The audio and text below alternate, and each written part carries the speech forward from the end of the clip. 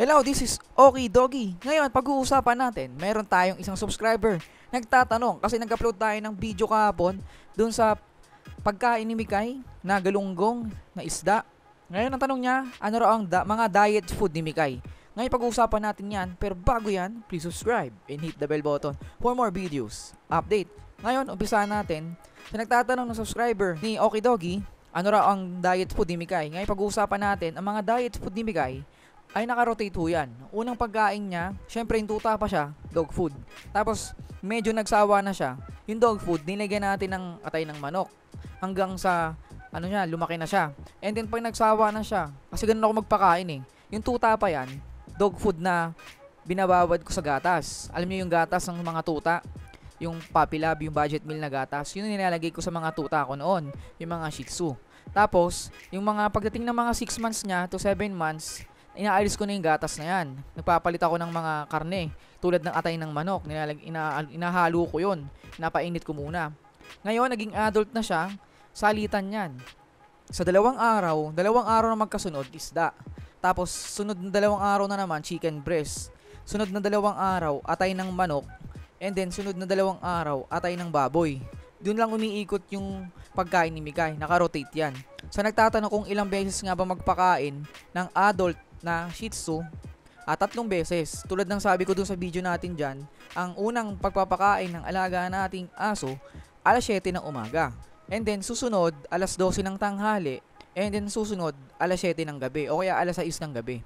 Para naman, hindi ganun kalapit yung interval nila, hindi siya agad magsasawa sa pagkain. Kailangan, sabik pa rin siya sa pagkain. And then, exercise nyo siya sa labas. Ipagala-gala nyo siya, palakad-lakad. Kasi, naiinip din yan sa bahay. Pag pagod yung aso nyo, mas masaya sila. Doon sila nakakarami ng pagkain. Yun lang, okay doggy. Ngayon, para merong kayong matutunan sa video natin, gawa ako ng video para dito sa subscriber natin, ano raw ang diet food. Ngayon, ang diet food ni Mikay, kasi tapos na siya sa isda, itong chicken breast naman. Nandito yung video pagkatapos nito.